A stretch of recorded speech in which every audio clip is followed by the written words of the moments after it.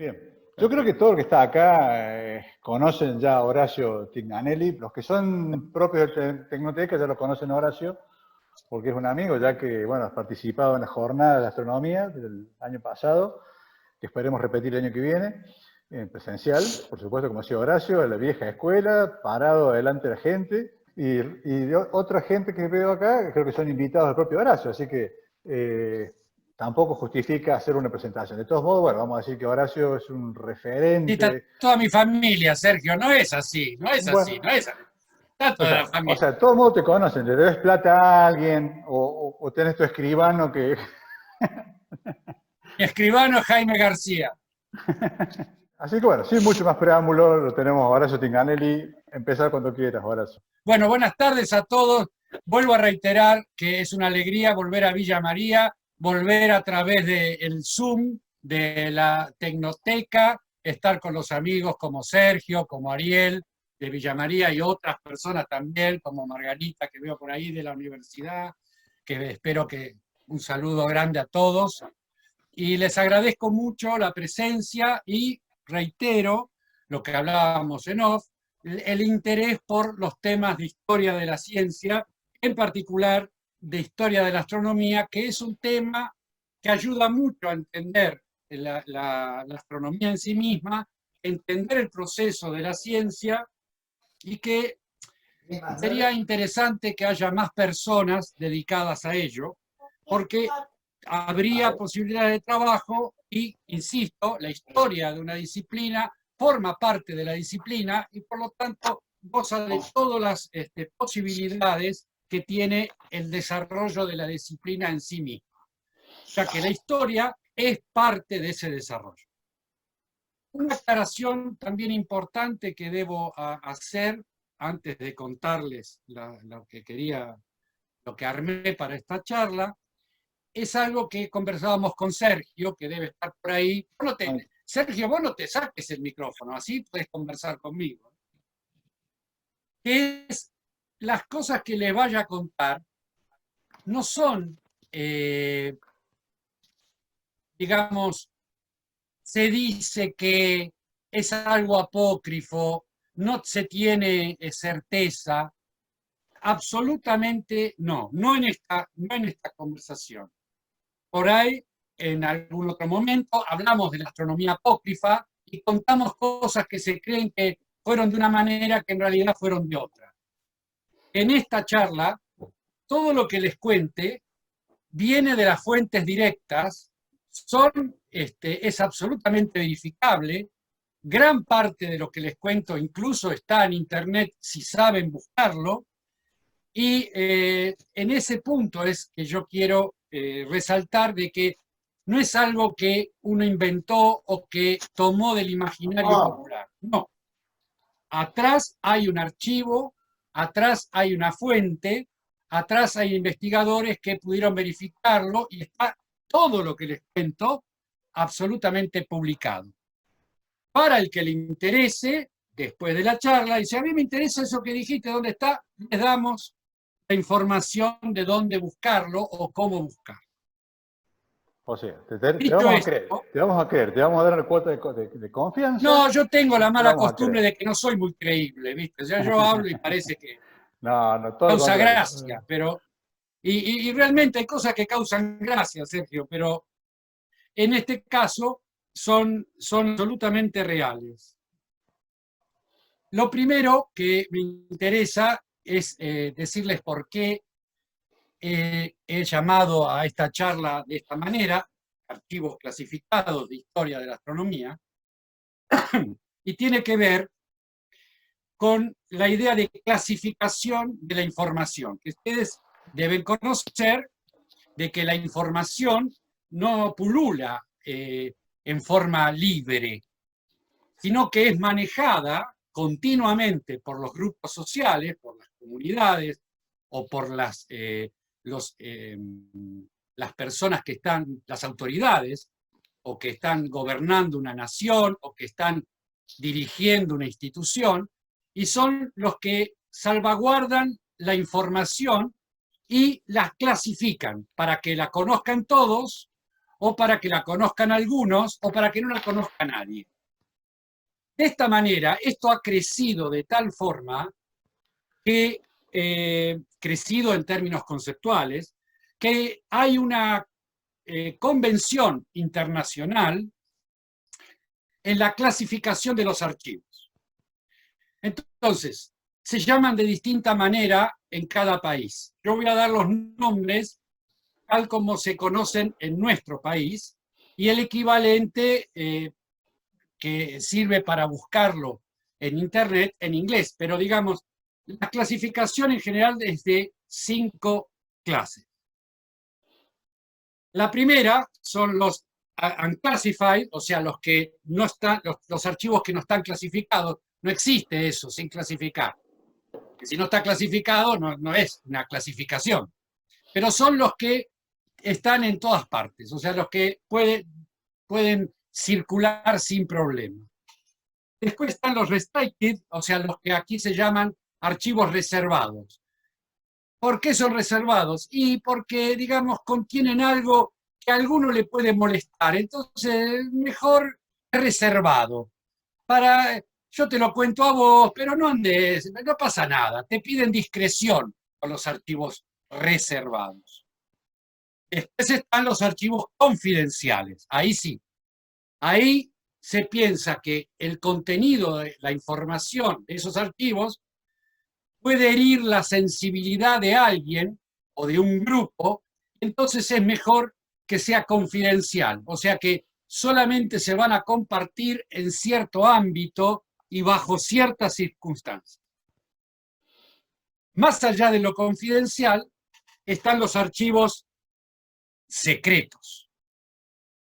Los archivos secretos son esos que tienen esa información que no puede andar en la calle, que no puede conocer el hombre común, que no puede conocer el estudiante mientras está estudiando.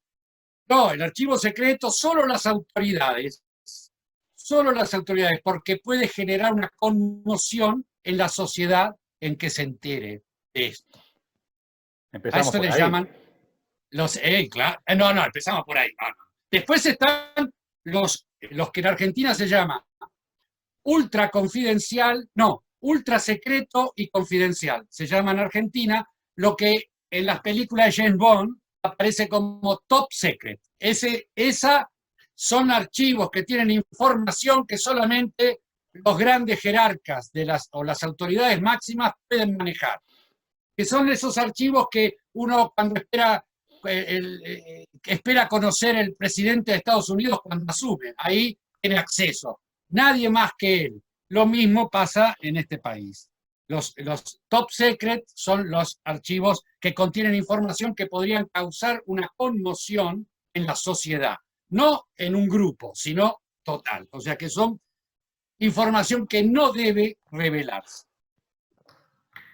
Bien. Entonces, los archivos sin clasificar, los reservados, los confidenciales, los secretos y los ultra secretos. Bueno, por eso empezamos. ¿Listo? Entonces. No. Vamos a empezar por lo que hay que empezar. Los archivos que dar ejemplos de cuál es esta información astronómica que pulula, que por ahí no se conoce mucho, pero algunos lo conocen, pero que es fácil de encontrar y que que fue la primera mano de los historiadores de la ciencia. Lo que primero se encontraban, las fuentes primarias, diría Cynthia Elías. O sea, las fuentes que están ahí posibles de agarrar rápidamente. Lo leo en una estela babilónica, en un papiro que quedó, o en las notas de este sabio que se murió y dejó arriba de la mesa. La primera cosa que puedo encontrar. Entonces aquí, astronómicamente, hay muchos archivos que yo podría haber elegido, porque seguramente, pero elegí algunos interesantes. Por ejemplo, ¿quién no conoce a Herschel, ¿no? A William Herschel, este hombre que descubrió Urano, que realmente hizo un aporte a la astronomía extraordinario, que realmente ha hecho un culto de la observación astronómica, un observador de la gran flauta. Y hay cierta información de Herschel que no es muy común. No está clasificada, pero no muy común. Entonces yo elegí una. Herschel tenía una manía por la observación, no era solamente un gran observador. No quiero afectar a nadie de los que está escuchando, pero era un maníaco. Si no observaba, se ponía muy mal. Y lo hacían cantar y qué sé yo, pero el tipo odiaba la lluvia, odiaba las nubes. Y estaba desesperado. Poder llevar una noche al Herschel a la cama era un logro para la esposa, porque estaba todo el tiempo con una manía de observación. Esta manía con los años creció a tal punto de que cuando ya era un señor grande, que por suerte vivió muchos años, sufría mucho porque su salud no le permitía hacer observaciones. Así todo se las ingeniaba, pero en general no podía.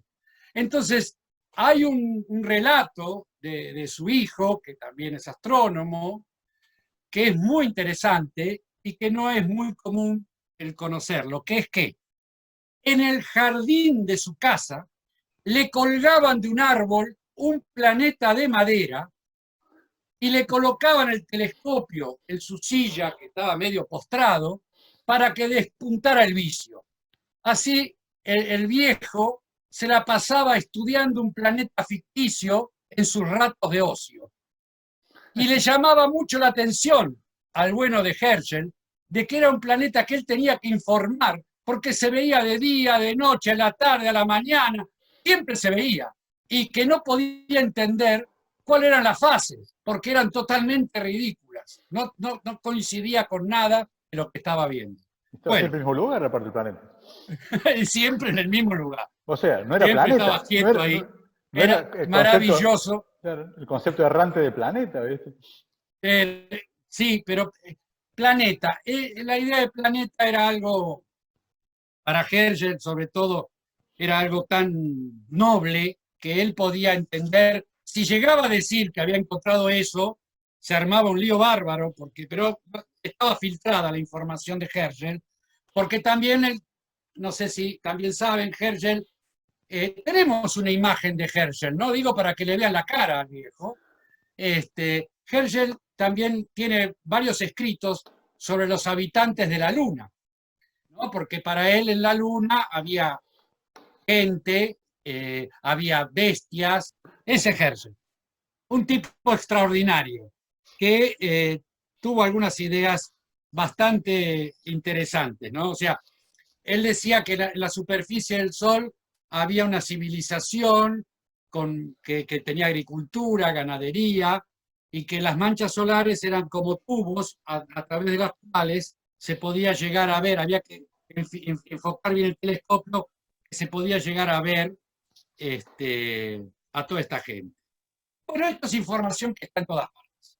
La verdad, no está clasificada. Ya que pusiste a Lincoln, me gusta Lincoln, sí, sí, porque cuántas cosas se conocen de este expresidente de Estados Unidos, de muerte trágica y de aparentemente una gestión excelente, no sé.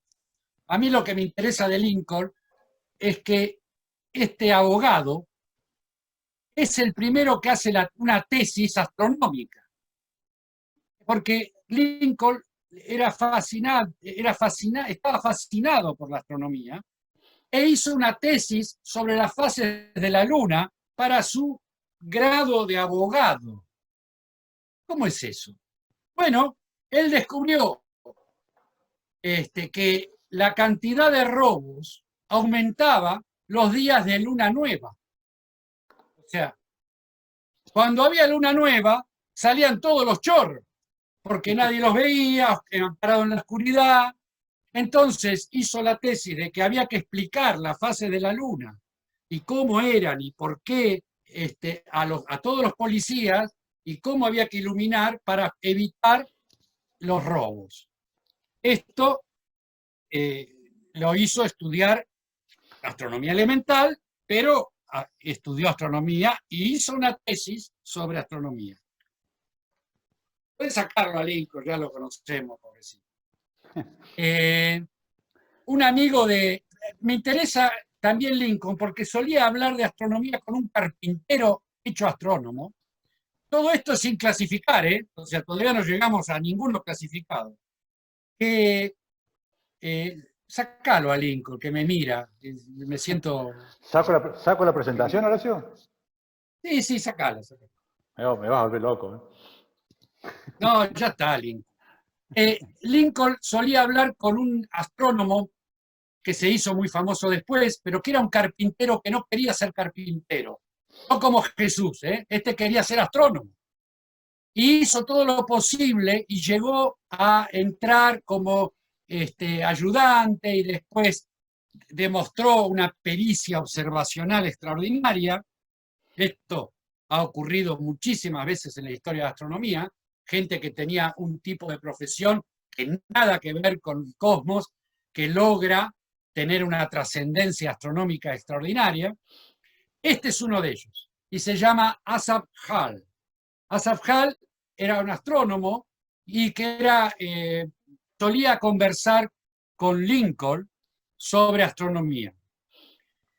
¿Por qué famoso Hall? No sé, si alguno lo conoce, hay un flaco ahí que hace así con la cabeza, es el que descubre las lunas de Marte, Deimos y Phobos.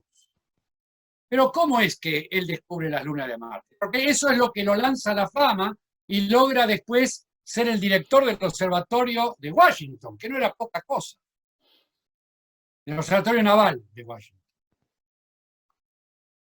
Él estaba observando Marte. Esto era 1879, en un momento en que Marte estaba muy cerca de la Tierra y era bueno para observar. Y yo estaba observando una noche,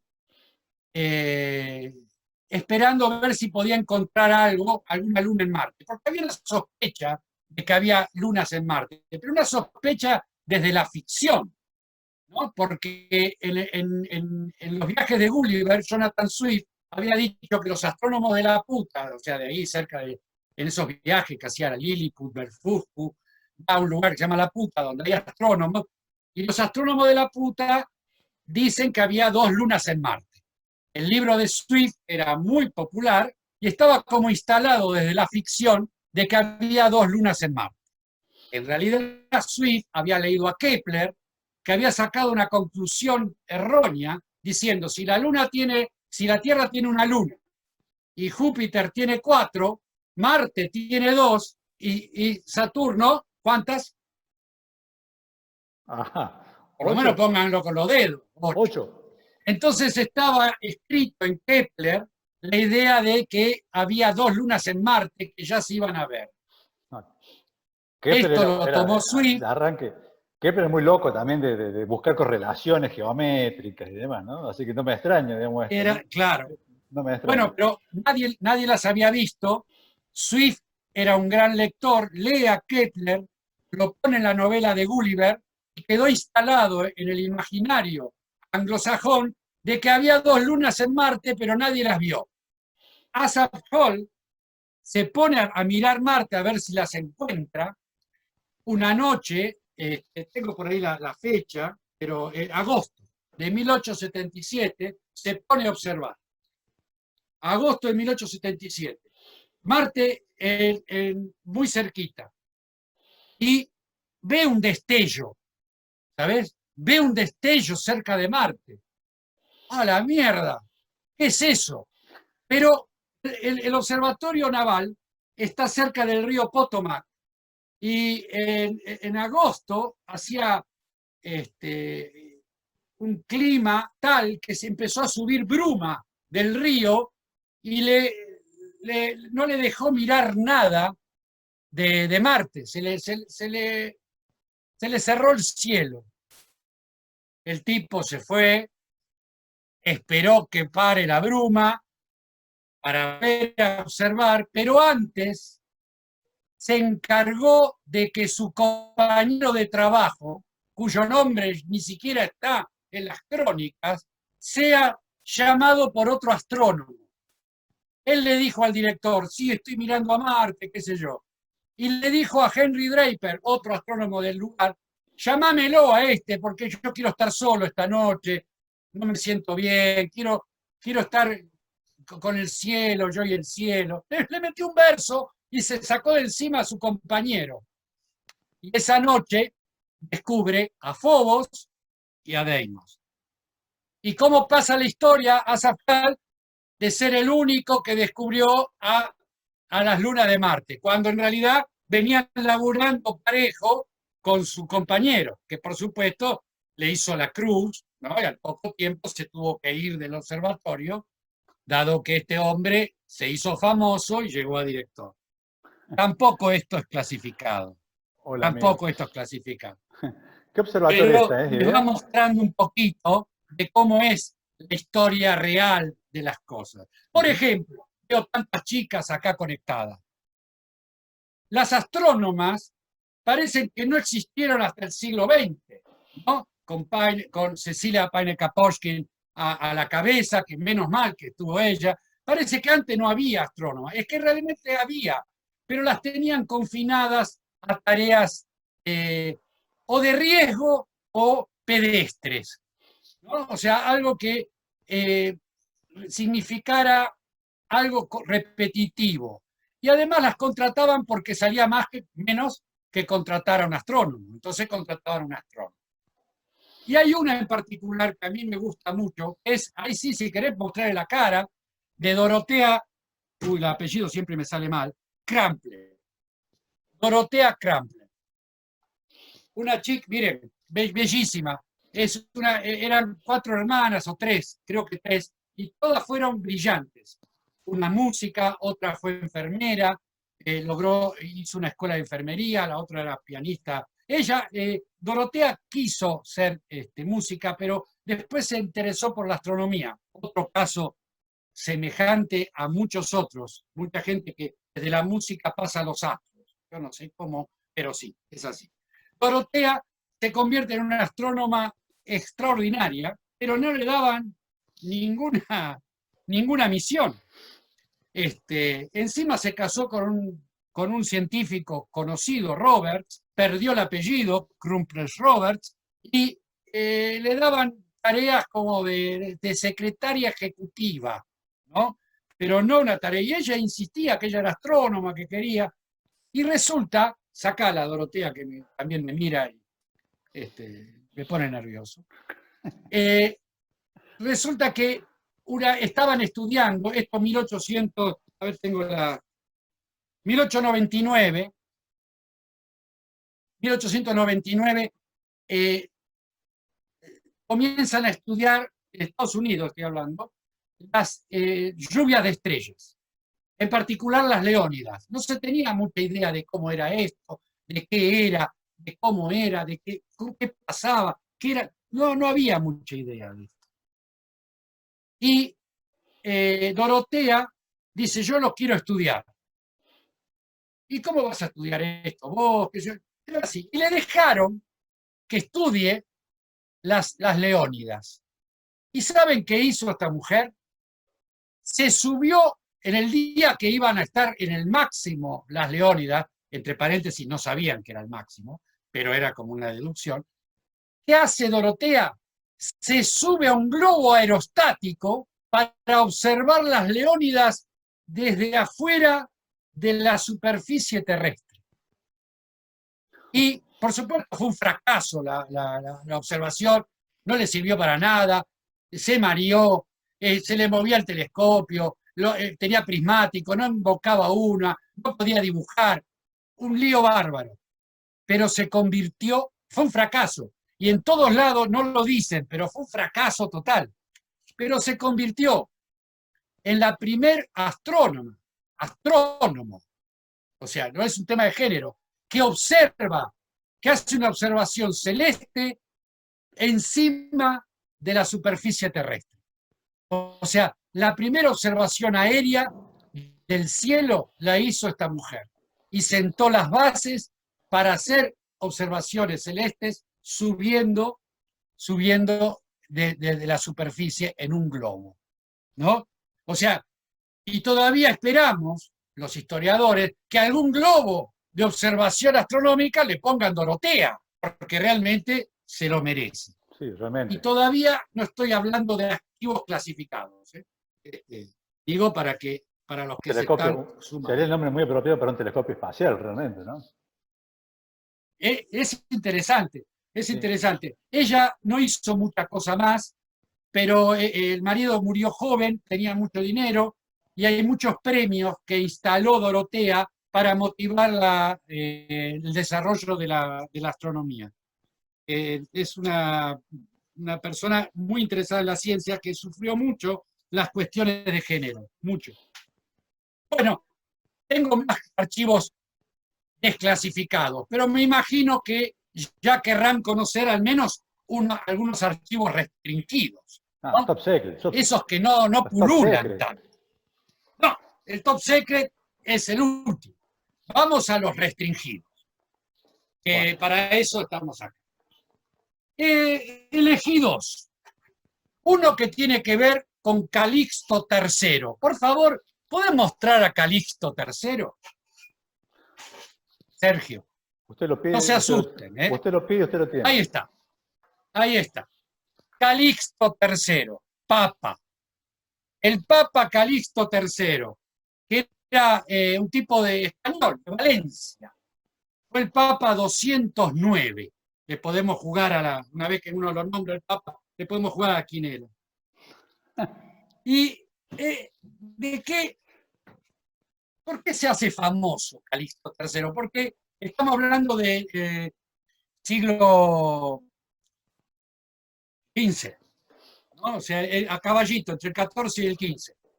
Y él fue papa 3 años nada más, pobrecito, pero en 3 años dejó su impronta. Sacame al papa que me está mirando mal. Su intención del papa era ser popular, ¿no? Y ganarse adeptos. Y una de las medidas que por ahí lo van a encontrar rápidamente es que fue el que dijo: nos equivocamos con Juana de Arco, la quemamos y eras inocente. Fue el que dijo la bula papal de Calixto III. ¿Vieron cómo Juan Pablo II dijo: nos equivocamos con Galileo? En realidad tenía razón el viejo. Bueno, este dijo: uy, la quemamos a la pobre y no tenía nada que ver, pobrecito. Bueno, eso es por lo que lo van a encontrar. Pero hay algo astronómico en Calixto III. ¿Cómo? Con razón duró 3 años. No, duró 3 años porque se murió. O sea, bueno. No, pobre, si no hubiera seguido. No, los papas no son derrocados. El tipo estaba embrutecido en conquistar Constantinopla. En ese momento estaba en manos de los turcos.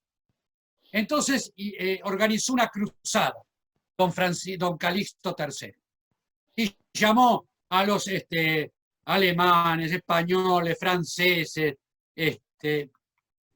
a todo el mundo a que vayan a pelear para reconquistar Constantinopla. Y sucedió que hubo una gran batalla,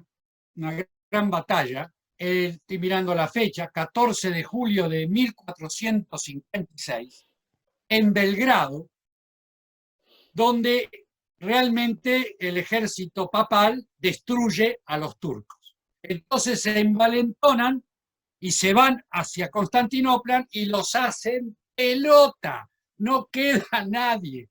Quedan 2 o 3 sobrevivientes, como en las películas, no queda nadie. Y los 2 o 3 que volvieron a hablar con el Papa, le refirieron a todos que cuando estaban haciéndolos mierda, se vio un cometa esa noche en el cielo, enorme. Simón de Laplace, ya varios siglos después, identifica claramente que era el cometa que después fue el cometa Halley. Ajá. Pero en ese momento era un cometa que tenía la propiedad de tener mal augurio, o sea, traía mala suerte. Y Calixto instala que los cometas son contrarios a la cristiandad, que por el cometa se perdió Constantinopla. ¿Y qué hace? Hace una bula papal y lo excomulga.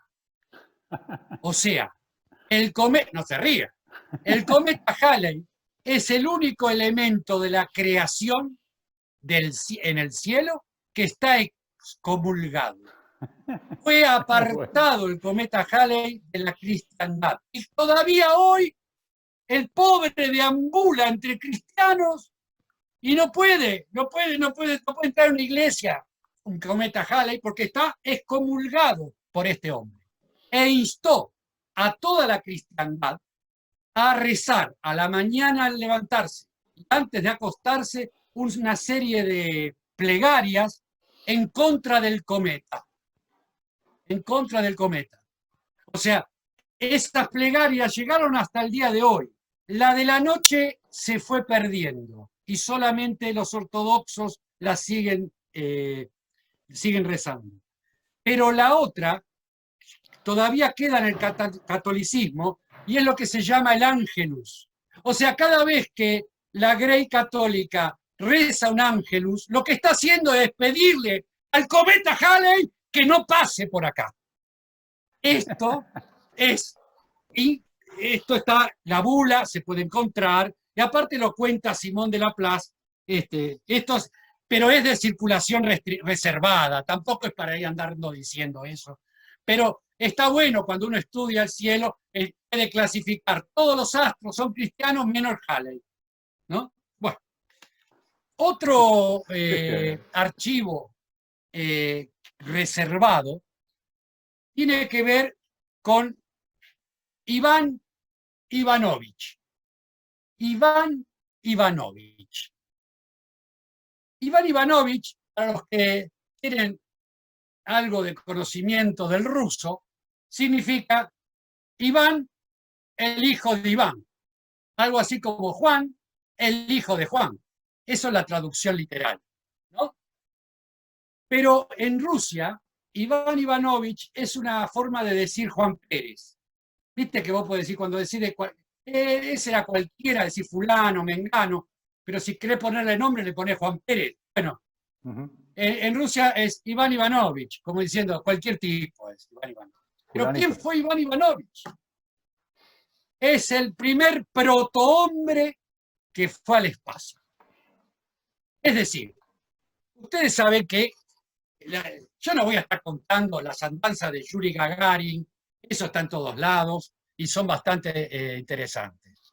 Pero antes de Gagarin, antes de que fuera un hombre al espacio, ¿qué es lo que fue al espacio? Seres vivos. Algunos seres vivos fueron perros, ratas,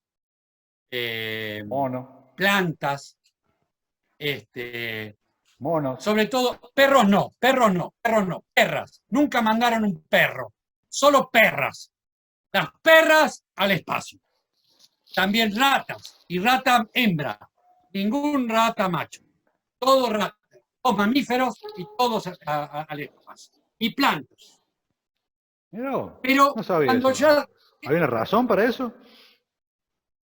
Bueno, las razones están dentro de la forma de estudiar.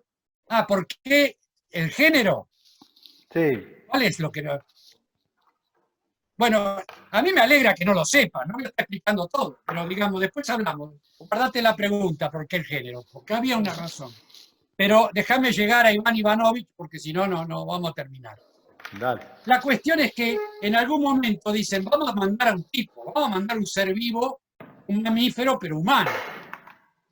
Pero ¿cómo vamos a hacer? Tenemos que estudiar cómo hacer para... Lo mandamos sentado, como Flash Gordon, lo mandamos parado. ¿Cómo es que mandamos a un tipo al espacio? Entonces, al jefe de tripulación de las naves, el Vostok, las naves se llamaban Vostok, ¿no? A nosotros nos suena mal, ¿no? Nos suena como Vostok. No, Vostok. Se le ocurrió armar un maniquí con forma humana y mandarlo al espacio para ver cómo se relaciona. Y armaron un maniquí. Ahí sí, Sergio, ponele la mano, ponele la foto de Iván Ivanovich, que ese es el nombre de la primera marioneta espacial. Es decir, que como titiritero tengo el gusto de decir que lo primero que viajó al espacio fue una marioneta. Esa marioneta tenía forma humana, con cara, con todos los gestos, y tamaño también humano. Y tenía una serie de artefactos para dispositivos para poder moverse con efectos gravitatorios. Mostrame el otro esquema, Sergio, para que los chicos vean. Este es el dibujo de los mecanismos a los cuales estaba atado Iván Ivanovich en el momento en que lo subieron a la Vostok. Volveme a mí, sacame el coso. Muy bien. Iván Ivanovich le pusieron un traje naranja, un casco blanco, lo metieron en la Vostok, y quiero no olvidarme, y lo pusieron con algunos otros seres vivos a este maniquí. Una planta que es Pelargonium hortorum, la planta que pusieron, un malbón. Vanessa, un malbón. Mandaron un malbón con Ivanovich, mandaron un malbón. Una perra, la perra se llamaba Bezdoshka, que significa en ruso la hija de las estrellas, y un ratón llamado Olegario. Se llamaba Olegario, el ratón, pero era ratona, ¿me explico? O sea, no era, pero se llamaba Olegario. ¿Por qué se llamaba Olegario? Porque Olegario era el jefe de tripulación de las Vostok.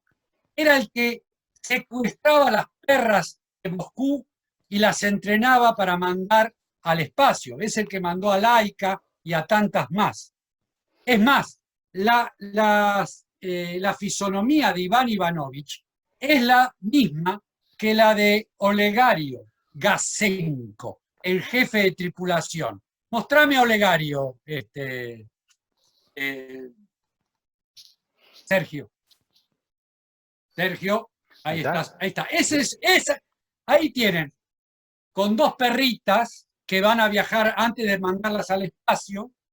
Ese es Olegario Gasenko. Y con esa cara hicieron a Iván Ivanovich, y con su contextura física, porque en el fondo se esperaba, creo que Olegario esperaba que lo mandaran a él. Era imposible, pero él en el fondo quería, y como él tenía la responsabilidad de la tripulación, cuando construyeron al bueno de Iván Ivanovich, lo hicieron igualito. Aún hoy, en el Museo del Cosmos en Moscú, está Iván Ivanovich y está con la cara de Olegario al lado. Pero no se dice mucho esta otra cosa. El mecanismo, lo que no, sacame ahí. Bueno, perdón, se pasó. Volvé a mí. Esas dos perritas son las hijas de una perrita que viajó al espacio, las que se ven. Una de ellas se la regaló,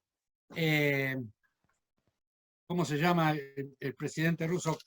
Khrushchev, a la hija de Kennedy.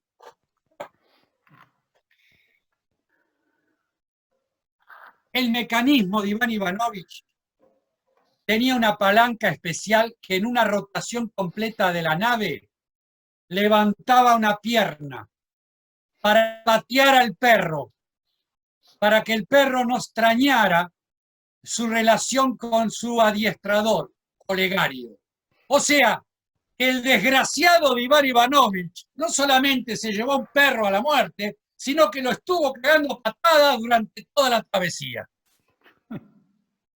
Esto es reservado, no es para andar diciéndolo mucho, pero es bueno saberlo, ¿no? Muy bien. Yo no sé cómo andamos de tiempo. Acá Eduardo me hace señas de que me está siguiendo, pero vamos estamos bien. Algo confidencial. ¿Qué les parece? Arrancamos tarde, así que tenemos tiempo todavía. Tranquilo. ¿Qué les parece si hablamos ya de archivos confidenciales? O sea, nos Top metemos secret. con algo más. Los top No, secret. no, top secret es lo último. Y si nos quedamos sin tiempo, yo quiero top secret. Vamos a confidencial. Ya que pusiste a Galileo, les voy a contar un archivo que es confidencial también de Galileo, pero que bueno, ya es hora de que la gente sepa.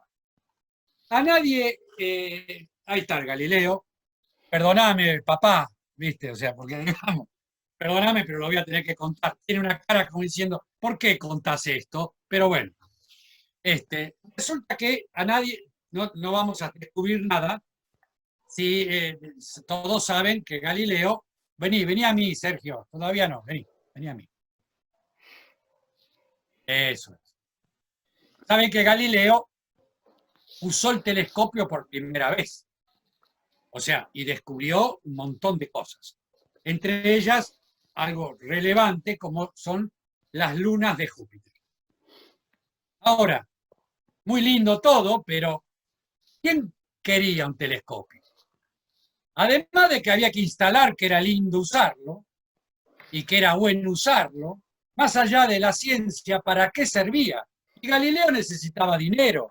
¿Cómo hago yo para encajarle esto al duque de Venecia? Más allá del placer de mirar el cielo. Entonces se le ocurrió, porque era Galileo, una mente brillante, que podía usar las lunas de Júpiter para determinar la longitud en la Tierra. Es decir, mirando cómo las lunas, al moverse alrededor, desaparecen detrás del planeta y aparecen, tomando esos tiempos y haciendo unos cálculos bastante elementales, se puede encontrar la longitud de un punto en la Tierra, el punto donde está el observador mirando las lunas de Júpiter. Esta situación era fantástica para los navegantes, que al salir con los barcos tenían dificultad para saber dónde estaban. Podían conocer la latitud, pero no la longitud. Entonces, esto lo aprovechó Galileo y le vendió al duque de Venecia con el telescopio en el barco, mirá la luna de Júpiter y sacás dónde está el barco en el mundo. Maravilloso. Compró todo el mundo. Pero había un detalle. Galileo nunca se había subido a un barco. Así que no sabía nada de barco. Y cuando miraba con el telescopio, era toda una historia mantener el pulso para poder mirar por el telescopio. Imagínense arriba de un barco, pero no piensen en un crucero por la isla griega. Piensen en un barco en Venecia en el siglo XVI. Se movía para arriba y para abajo, para el costado. Entonces, cuando después de haberle vendido 100 telescopios y que el duque se los dio a sus barcos, vinieron los capitanes y se los tiraron por la cara. Esto no sirve para nada, no veo nada, todo se mueve, es imposible. Entonces Galileo, fueron a buscarlo a Galileo, poco menos que le pidieron la plata, y Galileo, no, lo que pasa es que yo tengo un artefacto para que lo puedan ver, y entonces Galileo inventó el celattore.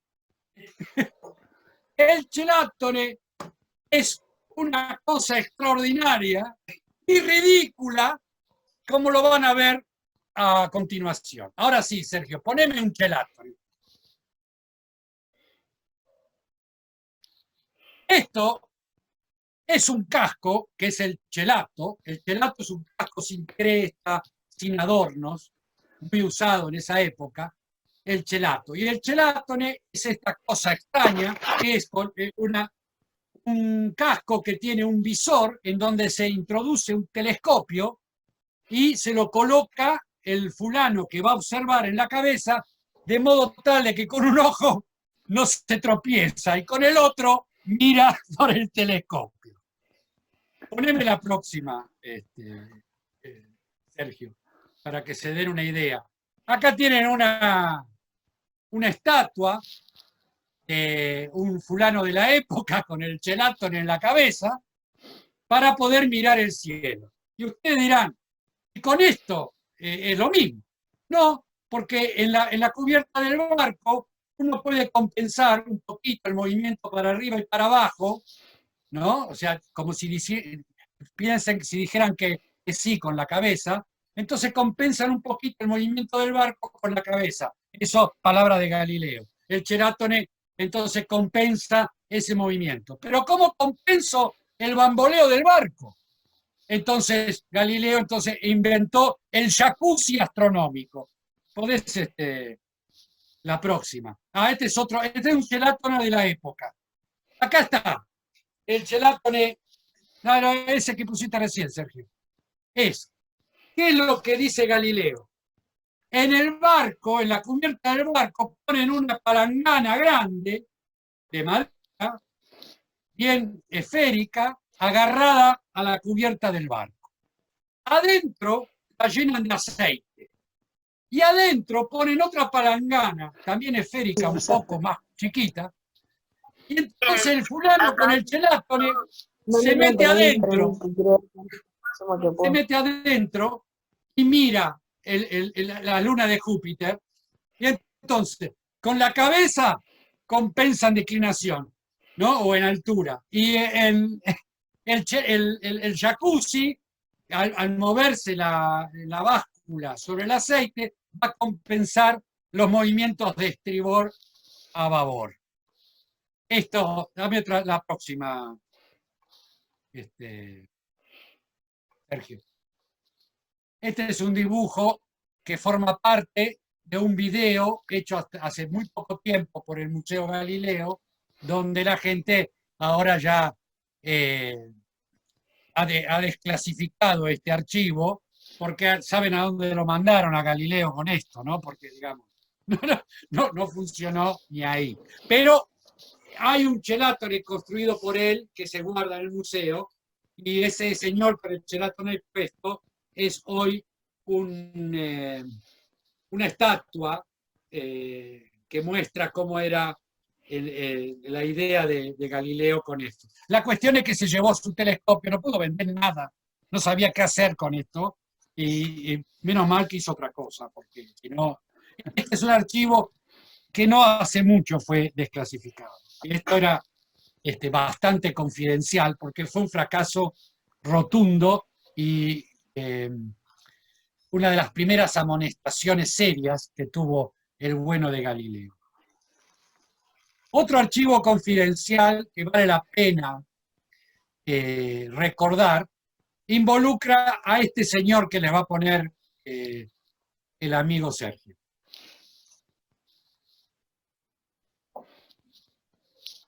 Que seguramente todos conocen, con esa cara de bueno,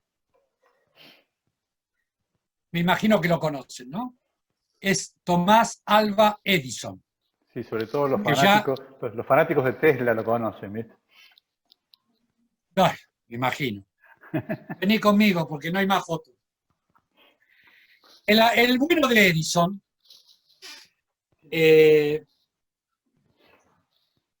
tuvo la oportunidad de desarrollar instrumentos para muchas disciplinas científicas, en particular la medicina, pero para la biología, la química, la física, hay muchas patentes de mejoras de instrumentos y de instrumentos reales que ha hecho Edison para esas disciplinas, ni que hablar para las distintas técnicas o profesiones. Pero para la astronomía no hay nada. No, ¿dónde están las cosas de Edison? ¿Por qué Edison no se dedicó a trabajar con la astronomía? Hubo una oportunidad. Es medio confidencial lo que les voy a contar. Es confidencial.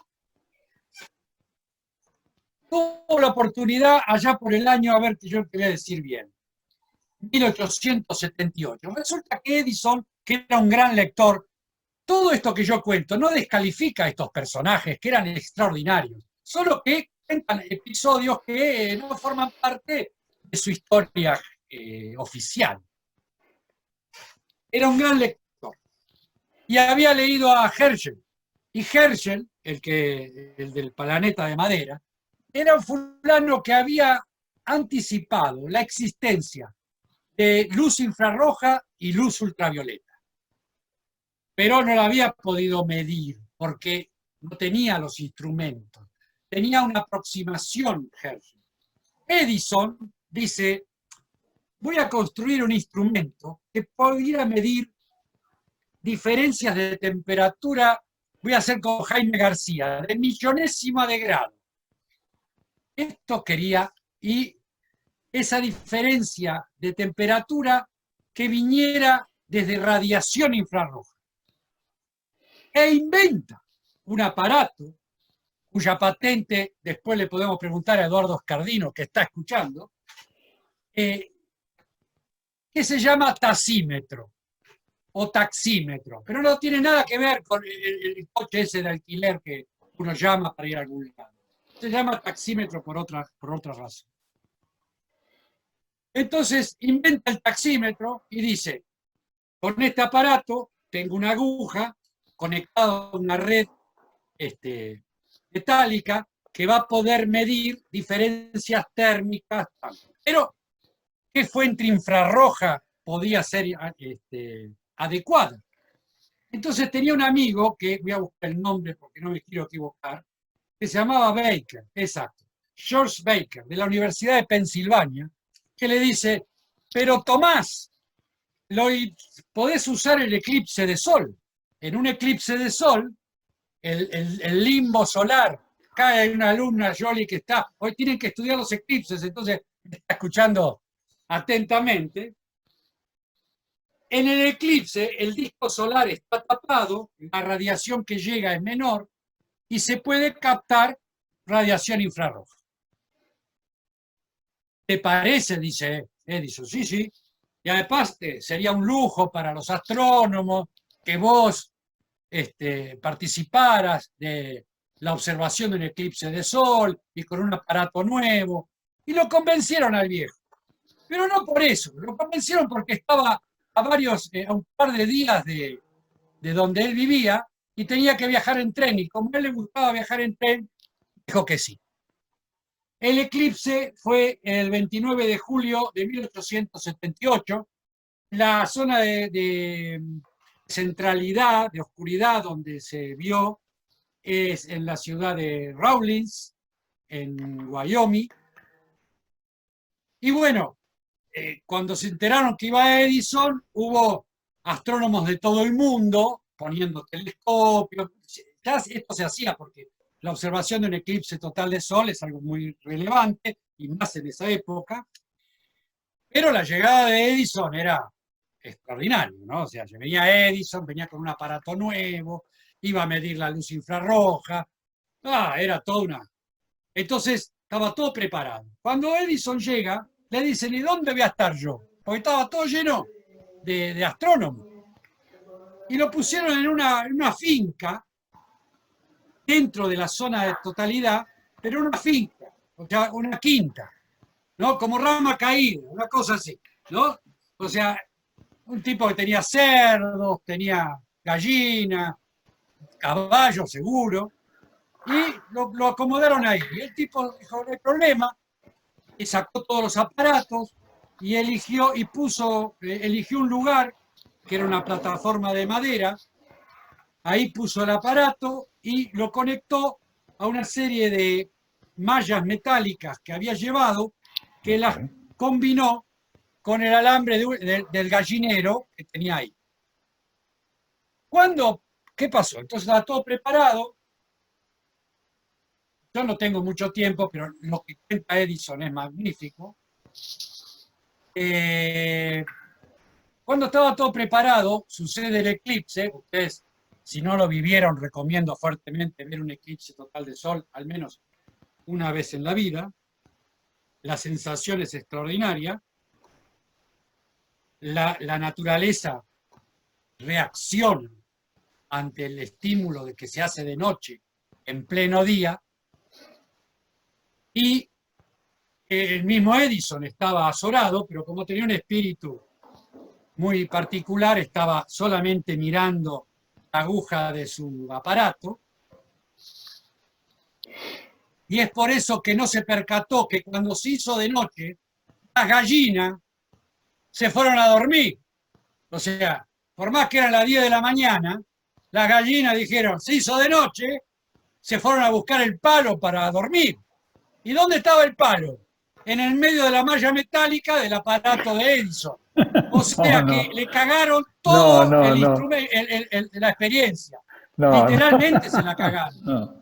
Porque el calor del cuerpo de la gallina y de los excrementos era más fuerte que la temperatura que podía medir con el tasímetro.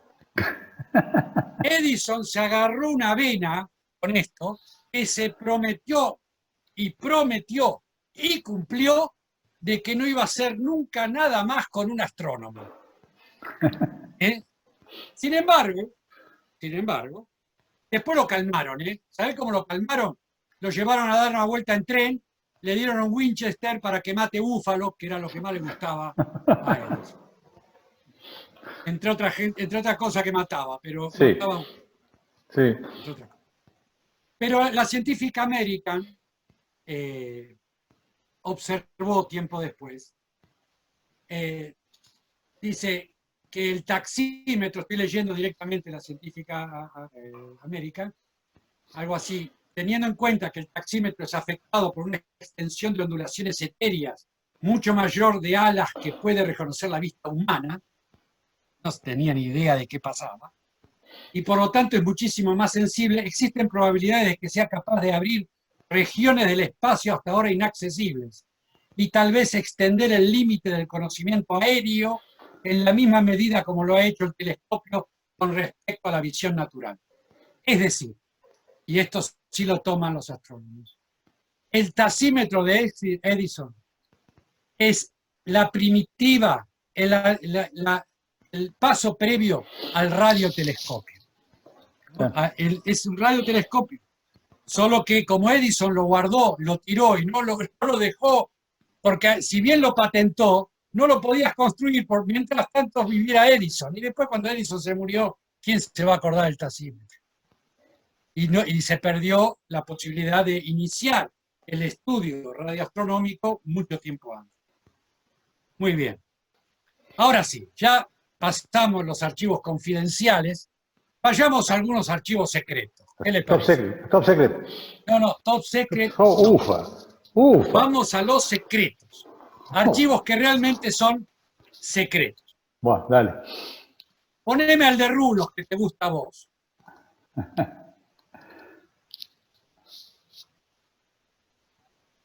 Ahí va. Ese que ven ahí es un muchachito que está de jovencito, ¿no? Hay fotos de él de anciano, porque realmente vivió muchos años en el siglo XIX y alcanzó a que la fotografía esté bien desarrollada y tener un retrato del anciano. Pero es tan feo que preferí mostrarlo acá como recién salido del baño a este muchacho que se llama Jean-Baptiste Biot. ¿Quién? Sacalo, ya está. Ya no, ¿Quién? no tengo más ganas de ver. Algunos de ustedes que son profesores y profesoras quizás conozcan a Biot. No veo que nadie diga así con la cabeza. ¿Es ese biot que suena siempre? Es el Biot. A ver, por ahí conocen a la ley de Biot y Savart. Claro, sí, sí. Ah, la ley de Biot y Savart sí, y la ley de Biot no. No. Ah, bueno. Vamos a ver. Este Biot era muchachito, Francia, o sea, es francés, nació en Francia, de una familia, que no me acuerdo ahora, pero creo que hacía jabón, sí, eran jaboneros, y tenían mucho dinero, pero mucho dinero. Entonces él tenía una gran instrucción, no porque fue a la escuela, sino porque tenía los maestros en la casa, entonces estudiaba lo que se le daba la gana, era un gran lector y era una persona muy inteligente. Biot, su anhelo no era seguir la industria de su padre, sino ser un gran científico, y golpeaba en las puertas de la Academia de Ciencias de Francia para que lo dejaran entrar. Y tenía 17 años. A esa hora tendría que ir a bailar, pero no, Él quería entrar y quería ser el científico. 17 años. El promedio de los grandes científicos de la academia en ese momento, principios, mediados del siglo XIX, serían 45, 50 años, que era ya un vejestorio. Entonces un pibe de 17 decía, andá, tenés que ir al ejército, vos dejate de bromar. No le daban bolilla. Él mostraba que tenía capacidad, él mostraba que tenía erudición, pero no le daban ni 5 de bolilla. Así que lo que hizo es, una vez por año, vio que existía, ¿no? Desde los 16 años, para que lo dejaran entrar en la academia. ¿A qué? No sabía, pero él quería ser científico. Pero sucedió que tuvo la oportunidad. En 1803, exacto, en abril de 1803, hubo una lluvia de meteoritos sobre un pueblito de Francia que se llama L'Aigle, a 140 kilómetros de París. Una lluvia de meteoritos que no solamente se vio en el cielo como algo extraordinario, sino que cayeron piedra por todos lados. Y fue impresionante los estragos que hizo en los viñedos y en la misma aldea, porque no era un pueblito. La cuestión es que meses después llega esa información a París y se trata de que la Academia de Ciencia trate de explicar qué había pasado. Porque no se sabía qué había pasado. Vale decir lo siguiente, y mi escribano me va a refrendar. Hasta esta época, y voy a decir bien claro, 1804, las piedras que caían del cielo se creían que eran erupciones volcánicas que eran tan fuertes que tiraban la piedra y cayó donde estoy yo. O la piedra era tan chiquita que el viento tan fuerte que me la trajo el viento. O era un vecino que me está jodiendo. Pero digamos, las piedras eran terrestres. No había idea del origen extraterrestre de los meteoros. Los meteoros eran todos terrestres. Entonces la Academia de Ciencias de París, cuando le dijeron que cayeron tanta piedra, bueno, debe ser el volcán que está. ¿Qué volcán si no hay? Bueno, es que sopló viento, pero no hubo viento, hace como 6 meses que no hay viento. Bueno, deben haber tirado los ingleses piedra con cañones, cualquier cosa decir. No había geólogos. Entonces, digamos, ¿cómo hacemos? Y parece que las autoridades francesas apretaron a la academia para que dé una respuesta. Muchachos, nosotros estamos pagando. ¿Y qué es esto? Entonces los viejos de la academia dijeron, ¿qué hacemos? Y habrá que ir a averiguar, qué sé yo. ¿Y quién va a ir 140 kilómetros en 1804? Eran 2 o 3 meses de viaje, y si vas cómodo, si no vas, si vas incómodo, no sé cuánto. Entonces se acordaron del pibe. Jamás lo vio. Tiene guita, tiene caballo, tiene carruaje. Es un tipo que habla bien, que tiene ganas de investigar. Mándalo a él. Jamás había hecho nada de astronomía, sabía de la piedra. Lo llamaron a Biot, Biot fue, le dijeron, mire, si usted quiere entrar en la academia, tendrá que pasar por esta prueba. Debe indagar qué pasó en L'Aigle. ¿Y qué pasó? No sabemos. Ni le dijeron que habían caído piedras. Claro esto, ¿no? De paso, Sergio, voy a insistir por si alguien se anotó ahora. Todo esto está publicado. El informe de Biot existe. Está desclasificado hace poco tiempo, pero Es el existe. paper. No es el paper, es el informe a la academia y es su entrada a la academia. La ley de Biot y Savart vino después, porque le puso la guita a Biot a Savart y le montó un laboratorio.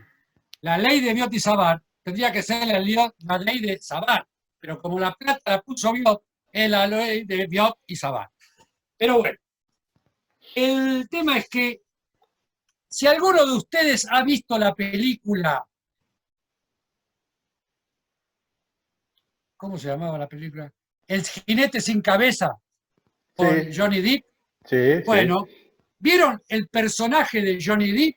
Un tipo que va en un carruaje con un maletín con dos boludeces adentro, a no saber qué, a descubrir. Eso era Biot. Es exactamente Biot. Más o menos la misma edad, más o menos la misma época. No tenía otra cosa que dos lupas, una pinza. ¿Qué tenía? Nada. ¿Me entendés? Y un carruaje con buenos caballos y se fue ahí Biot hacia L'Aglet. Muy bien. Y mientras dijeron, algo había pasado en L'Aglet y no sabía qué. Y mientras estuvo en viaje, recogió algunos testimonios. Empezó a anotar. Lo tengo acá. Un mensajero que había recorrido de Brest a París y pasa por L'Aglet, un mensajero, un charqui, ¿cómo se llama? Esos que... Sí, un charqui. No, Sí, sí. chasqui. Un chasqui. Le declaró haber visto en el cielo una bola de fuego justo sobre la zona donde él iba, que había visto una bola de fuego. Y él anota, bola de fuego.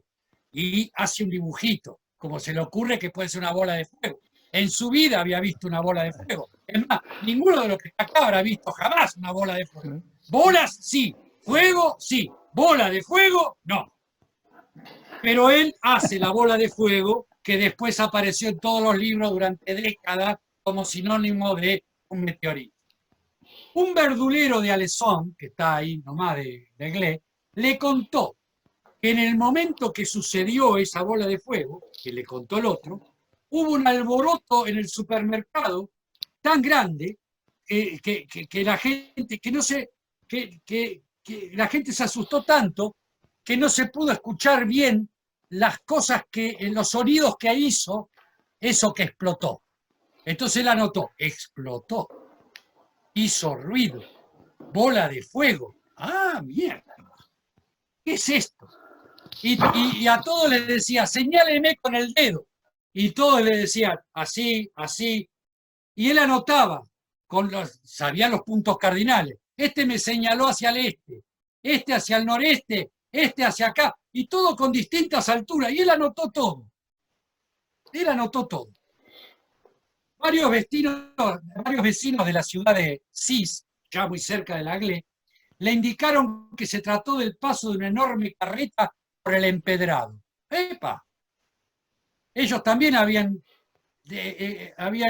percibido el fenómeno, pero no lo asociaron ni con un trueno ni con una explosión, sino como una carreta enorme en el empedrado. Traca, traca, traca, traca. O sea, que dijo Biot, esto es a repetición. Hay algo que hizo crac, crac, crac, crac. Era como un engranaje. ¿No? Esto también lo escribió en su... Bueno, y así fue recogiendo, ¿no? A medida que se iba encontrando con gente, iba con el carruaje. Había un tipo así, juntando alfalfa, se paraba y decía, ¿usted vio lo de...? No, yo no vi nada. Ah, está bien. ¿Usted vio? Sí, yo me acuerdo porque me lloró el nene. Ah, lloraron los nenes. En serio, le estoy diciendo. Que usted no te ría. Lloraron los nenes. O sea, las ovejas se espantaron. No, no, no. Esto es real. Escrito por Biot. Un cartero, miren que no me deja mirar, le dijo que pensó que era una casa, que las casas eran de madera, que se había quemado y que el ruido era que explotó la chimenea. La asociación ya era más clara de que había fuego y que había algo explotado. Eso de Noná.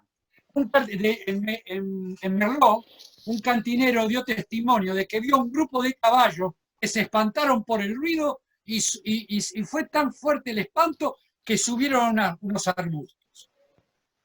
Entonces Biot anotó, los animales se espantan. O sea, algo que ocurrió hizo espantar a los animales. Y algo que le llamó la atención es que todos los pobladores, sobre todo de Saint-Chambour, donde está adentro L'Aglet, el pueblito, coincidían en que eso que él había ido a investigar coincidían en la misma fecha y la misma hora. No es que todos dijeron, no, todos dijeron la misma fecha, la misma hora. O sea que el tipo tenía a esa hora, en esa fecha, en el cielo hubo una cosa que explotó y que, bueno, algo así. Siguió adelante. Escribió, vio, la explosión parece ser la consecuencia de la aparición de un globo inflamado que estalló en el aire. Más tarde, empezó a encontrar que le referían piedras humeantes que bajaron del globo. Entonces ahí recién se entera de que había sido un fenómeno que había arrojado piedras. Cuando él, su formación era tal de que no podía haber una piedra en el cielo. Entonces, ¿pero cómo es esto? Bueno. Pero acá juega el testimonio de un ciudadano de Langley que se llama Humphrey, cuyo testimonio pueden encontrar. Ese día Humphrey volvía con su carreta con la mujer y su nuera. Y resulta que de pronto oyen un ruido extraordinario, es este fenómeno, y ven que su casa, estalla. ¿No? Y dijeron, ¿qué pasó? ¿Qué pasó? ¿Qué es esto? Y cuando se acercan ven que la abuela está tirada en el piso. Se murió la abuela y estalló. ¿Cómo explotó la abuela? ¿Qué pasó? Y entonces encontraron una piedra. No, es que la abuela se desmayó del susto. Y encontraron una piedra y Humphrey le dio un pedazo de piedra a Biot. Que cuando se lo dio, dice Biot, lo agarró como quien agarra un pedazo de piedra, pero inmediatamente se le cayó de la mano porque era más pesado que una piedra común. ¿Qué es esto? ¿Qué es esto? Entonces, fue tan fuerte el golpe de la piedra, cuenta Humphrey, que hizo brotar agua en Langley. 9 kilos tenía la piedra. Tiempo después, Biot mandó a un pedacito, le dieron un pedacito de piedra, mandó a hacer analizar la piedra por el químico Thenard, un tipo bastante conocido, y halló que estaba constituida por óxido, hierro oxidado, silicio y magnesio, un poco de níquel y azufre. Nada extraordinario, era una piedra rara, tenía un poco más de níquel de lo normal, pero era una piedra, no es que adentro tenía una cosa. Ahora, ¿de dónde sacó Biot que este era un fenómeno extraterrestre? Porque les voy adelantando que la ley de Biot hizo que él dedujera que el fenómeno que había ocurrido era un fenómeno celeste, que la piedra no era terrestre, era una piedra extraterrestre. Pero ¿de qué forma? ¿Por qué se le ocurrió? Piensen que inicia toda una rama de la astronomía Biot, en la astronomía extraterrestre. No existía la palabra extraterrestre. Existían otras palabras para indicar lo extraterrestre que vienen desde Aristóteles, pero no la palabra astronómicamente objeto extraterrestre. Y la inventa Biot para decir, acá este es un fenómeno terrestre de origen extraterrestre y las piedras no son de este planeta.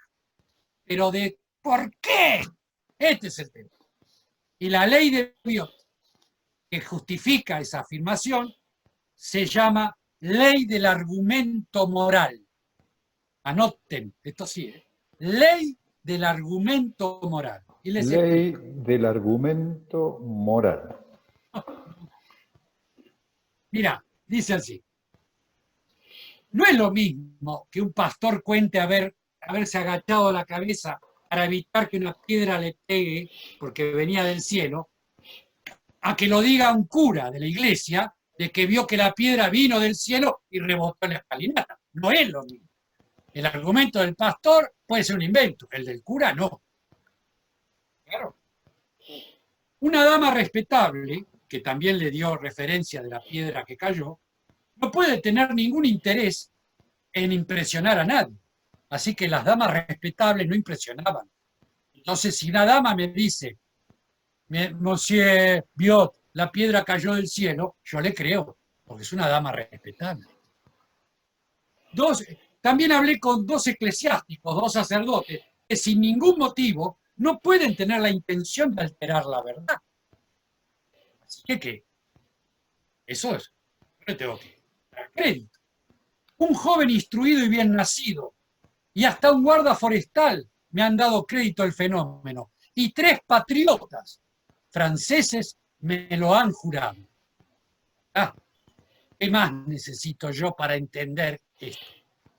Pero lo que es interesante es que el argumento que remata y le resulta crucial epistémicamente a Biot es que un pastor pobre, le dijo, antaño, escribe Biot, un pastor que antaño era considerado incrédulo, pero que se convirtió al cristianismo por el miedo que le provocó ese terrible meteoro.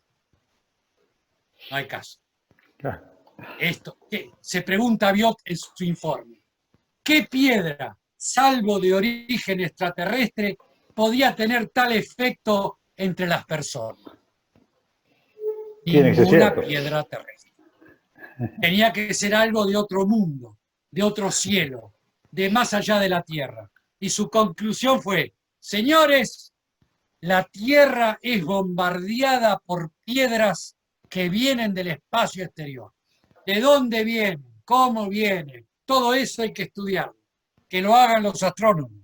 Pero Francia, nadie le creyó a Biot. Pero por Dios, nadie le creyó, no los franceses. No le creían los demás. En Estados Unidos tardaron muchísimo en creerlo, porque decían que eran cosas de los franceses, no por Biot. Eran como la imaginación de los franceses.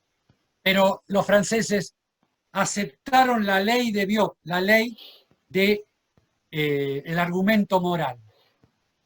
Y es por la ley porque lo aceptan a Biot dentro de la Academia de Francia. No por haber encontrado el origen extraterrestre de los meteoritos. Y acá es donde les ruego piensen bien. Porque la ley que llamó Biot los argumentos morales no es más que el origen y lo supino del positivismo. Es el tema de, si me lo dice alguien que es patriota, es verdad. Si me lo dice alguien que cree que es creyente, es verdad. Si me lo dice una autoridad, es verdad. No importa que yo esté viendo otra cosa, que no vea nada. Si me lo dice la gente que sabe, es verdad. Esto es una ley que la Academia de Ciencia de Francia se la apropió para sí y que utilizó múltiples veces después de Biot para discernir pleitos científicos en los cuales Sería uno lo que decía sería una el cosa, sesgo. otro decía otra. ¿Cómo? Sería el sesgo de autoridad, hoy conocido como sesgo de autoridad, una falacia, digamos, Exactamente. ¿no? Totalmente contrario al método científico. Está bien, bueno, una falacia, pero que en su momento Claro. permitió que se pudiera entender a los meteoros como, como un fenómeno extraterrestre. Pero no se dice esta otra cosa, que la deducción vino por esta ley. Esto Claro. porque no está, el informe de Biot, donde desarrollan todo esto, no estaba público. Hoy está público, pero es secreto. Claro, o sea, algo que estaba mal permitió descubrir algo que es Estaba mal. real. En este caso, la intuición de Biot hizo que, o la deducción de Biot, hizo que llegara a una conclusión real. Pero hay muchos otros casos en que la misma ley de argumento moral ha llevado a conclusiones espantosas, realmente Claro. espantosas. Y a la destrucción de jerarquías científicas, o sea, el trabajo de toda la vida de una persona destruido porque el otro dijo que no. Alguien que se tomó en serio la ley moral de Biot fue J.J. Thomson, como es Lord Kelvin. Lord Kelvin era un fulano que lo que decía era ley, pero literalmente, porque no había con qué darle a Lord Kelvin. O sea, era verdad, no importa lo que decía, era todo verdad. Bien, finalmente otro Top Secret. Otro archivo, no, Top Secret no, Secret. Vamos a otro secreto. Horacio, Sí. Otro que es, como vos estabas comentando, es Arthur Eddington también.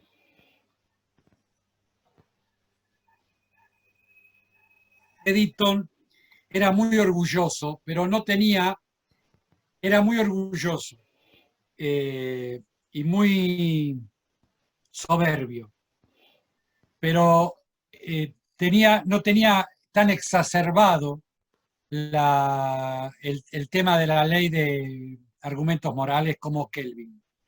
Porque si bien Eddington decidía qué de lo que le llegaba era importante o no, no era ningún bobo y sabía hocicar en el momento preciso. Él no estaba muy convencido de, por ejemplo, doy un ejemplo, Eddington no estaba muy convencido de Lemaitre, el belga autor de la teoría del Big Bang. No estaba muy convencido. Y Lemaitre le llevó el manuscrito y se la trató de explicar.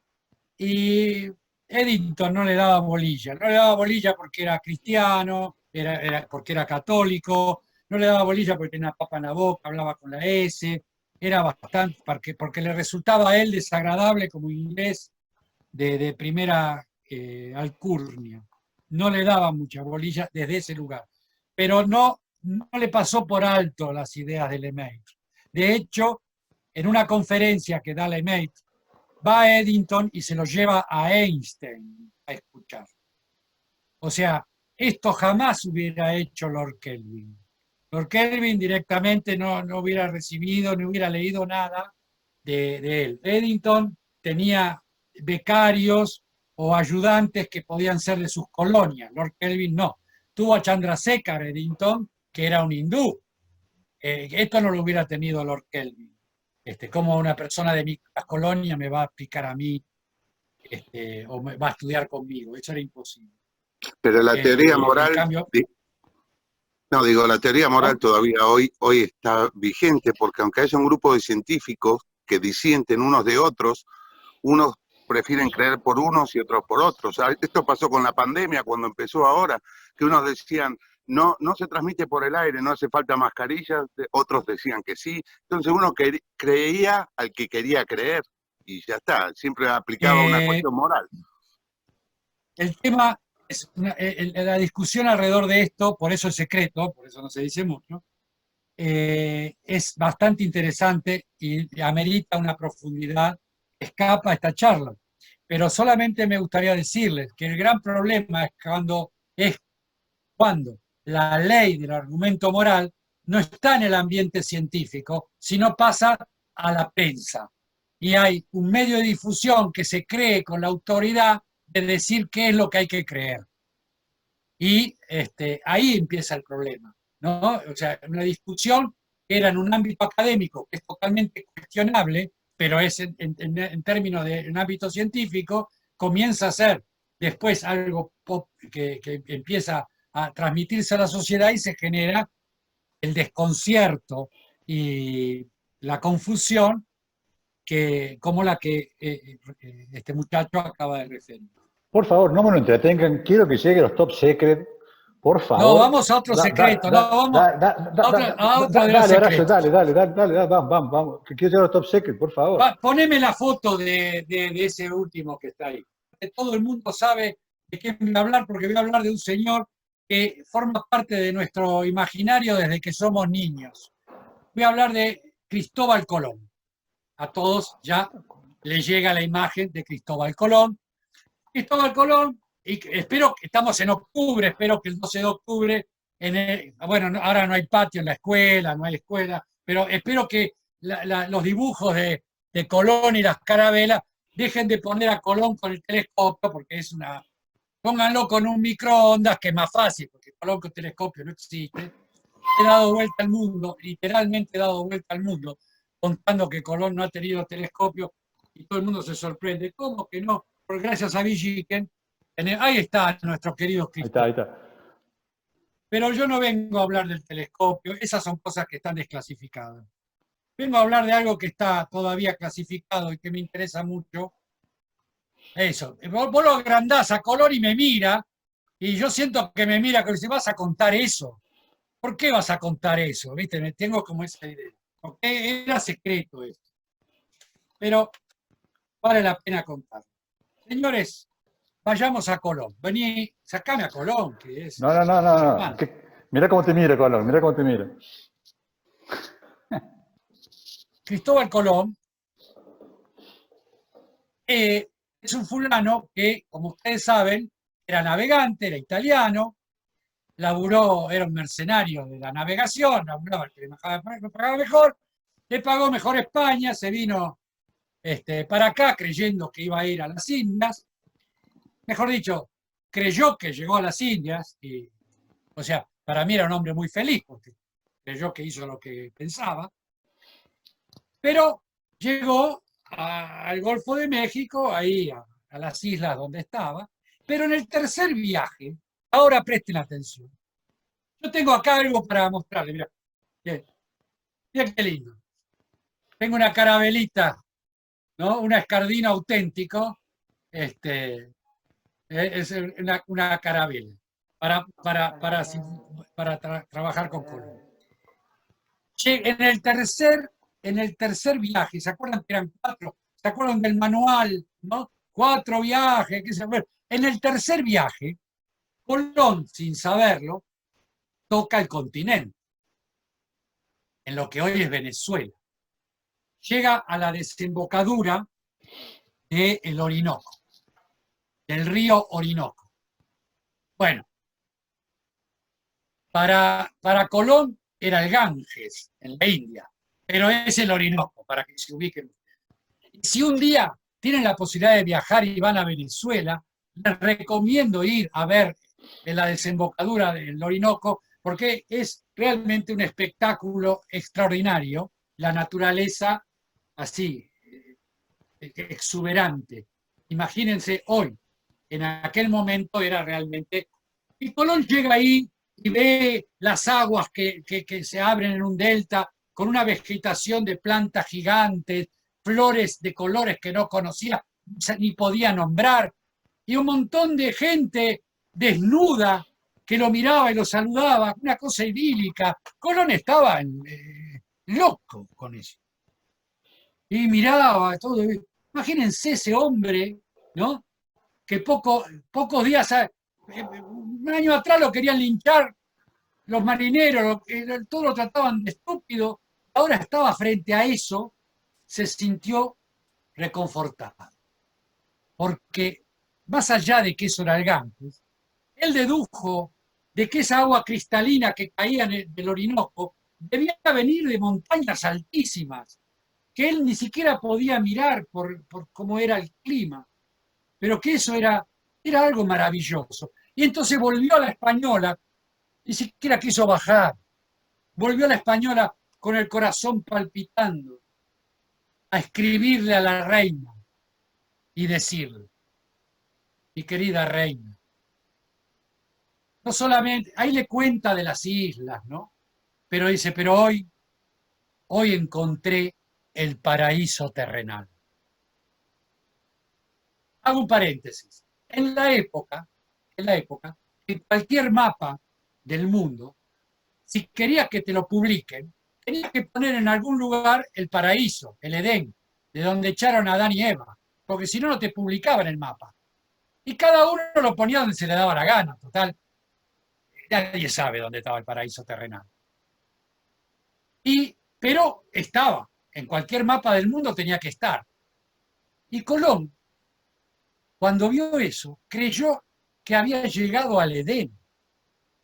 Toda esa vegetación que nunca había visto, los colores que nunca había visto, toda esa gente esbelta, esos caribés, imagínate los indios caribés, 2 metros, de colores así bronceados, de esas mujeres así mulatonas, todo eso desnudo. Dijo, este es el Edén. Papá, llegué al Edén. Tiene que ver, vengan todos, tenemos el Edén. A ver si convencemos a Dios, y qué sé, no sé, algo. y le escribe a la reina diciéndole: encontré el Edén. Ahora, el tema es, ¿cómo le explico? Se dice Colón. ¿Cómo le explico a la reina que llegué al Edén? ¿Cómo le explico dónde está el Edén? A la reina, que por más reina era medio analfabeta, le leían las cartas y no había estudiado ciencia, sería muy cristiana, qué sé yo, pero ¿cómo le explico? Porque no es que en esa época existía un globo terráqueo para decirle llegué del otro lado. Los globos terráqueos, el primer globo terráqueo se construyó en 1506 y justamente para no tener el modelo que inventó Colón luego de este viaje. Porque para poder explicarle a la reina y decirle, mira, la Tierra no es esférica como dice Ptolomeo, no le podía decir todo eso. Es como una cosa blanda, porque digamos no tiene una forma muy... Es como una esfera, pero no es una esfera. Entonces, ¿qué hizo Colón? Dijo, la Tierra es como una teta, Su Majestad. La Tierra es una teta enorme. Mira, yo tengo una acá, ¿ves? A ver si la ven. ¿No? Entonces, él lo que hace es mostrarle que él circunnavegó la teta, tierra, y llegó al otro lado donde estaba el Edén, el paraíso, que se nutre de las aguas de la montaña más alta de la teta tierra, que todo el mundo sabe que es donde se genera el placer, o sea, en el pezón de la tierra. Se ríe Sergio, No puede. pero esto es absolutamente el primer modelo, ni Eratóstenes lo hizo. El primer modelo real de la Tierra fue una teta. Y Colón insistía en la corte, cuando volvió, de que construyan tetas para mostrar, la cual no era muy agradable para nadie. Por más que la teta, en ese momento, la teta de mujer, estaba deserotizada, tal como hoy uno la tiene, ¿no? Y estaba asociada al amamantamiento, a la nutrición, a la maternidad. Hoy directamente es imposible, aunque uno muestra que está y no hay ningún problema. Entonces, digamos, cerraron la carta de Colón a la reina, no se desclasificó hasta relativamente pocos años atrás. Y a cambio, Voltaire, el escritor, para poder reivindicar a Colón como gran descubridor, empezó a inventar esta cosa de que Colón paró un huevo, ¿no? O sea, como para decir, la historia tiene que ser machista, no estar centrada en otro lado. Bueno, la carta de Colón a la reina también la pueden encontrar en el archivo de Indias en Sevilla y se entiende perfectamente, no es una lectura pícara mía o de otros investigadores, ¿no? Uno de los primeros que reparó en el diseño mamario de la Tierra fue Freud. Se lo digo para mi amigo Eduardo, que está mirando, y Freud habla de la carta de Colón, en la cual él habla de la madre tierra como una teta, y como ella, a partir de ahí, mucho más. Bueno, y esto ya es todo lo que tengo de archivos secretos, y quisiera ver si tienen alguna pregunta. Sí. Con mucho gusto. Los top secret. No. Pero los a ver, top secret. No, para. Los top secret no los puedo contar. Son top secret. No. Top secret no hay. No. Les puedo contar un secret, un confidencial, pero los top secret es otro precio. No, muchachos. Top secret no.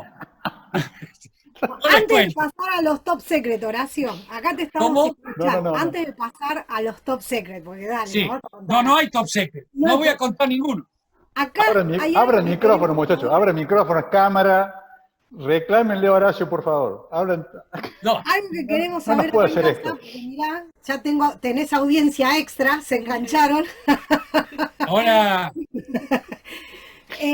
Es que ibas a contarnos por qué todas las especies que han ido al espacio tenían género femenino. O sea, eran perras, ratonas.